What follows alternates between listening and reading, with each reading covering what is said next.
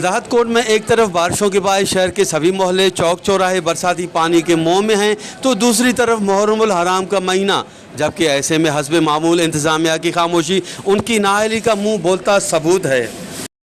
साईं हिमल रोड जी नाली जी या खदे जी का भी ख़बर कोन थी पए तो को रोड आ या नाली आ, ईअं वेंदे वेंदे ख़बर हुआ थी पए तो चे हमरा गुम थी वियो वत ॻोल्हींदो। ॿियो हे जेकियूं बि कुझु आहिनि असांजूं पंहिंजूं थियल शामतियूं आहिनि, अलाह माफ़ी ॾे, अलाह साईं हिनमहिल ॾिसो बोलान बंदि लॻो पिया, वंगू बंदि लॻो पिया। हिनमहिल उहो टमाटो असां 300 रुपया किलो था वठूं, जेको कल्ह न 3 ॾींहं असां वधो आहे 80 रुपया ऐं 70 रुपया किलो। बसर 100 रुपयो किलो साईं, बटालू 100 रुपयो किलो, मिर्च भिंडी त आहे ई कोन, छो जो चवनि था रस्ता बंदि न।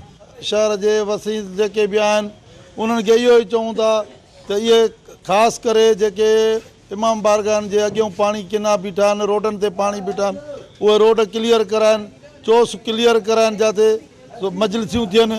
ख़ुदा कारण हे 10 ॾींहं आहिनि साईं, पर इन 10 ॾींहंनि जे लाइ इंतिज़ामिया खे तमामु असां गुज़ारिश कयूं था, हथ ॿधी था चऊं। असांजे सर साईं शहर शहदादकोट में जेको हींअर पाणी बीठो आहे, नेकाल सफ़ा कोन्हे को, नालियुनि जो पाणी जेको आहे सो नालियूं हेठि आहिनि, रोड जेके आहिनि सो नालियूं मथे आहिनि, रोड हेठि आहिनि, पाणी जेको आहे सो रोड ते अची थो वञे, गडर जी ख़बर नथी पए, पाणी जी बरसाति जी ख़बर नथी पए, माण्हू हलियो थो वञे अंदरि।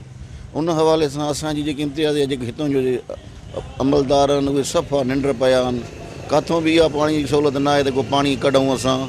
असां इन हवाले सां ॾाढो मजबूर आहियूं त असांजे शहर शहदादकोट खे जेको आहे पाणी कढियो वञे, सफाई सुथराई थी। बारिशों के बाद शहर के मुख्तलिफ इमाम बारगाहों के सामने बरसाती पानी सैलाब की सूरत में मौजूद है और इंतजामी मामलात कहीं पर भी नज़र नहीं आ रहे। कैमरा टीम के साथ गुलाम अली ब्रावई, वश टीवी, शहदादकोट।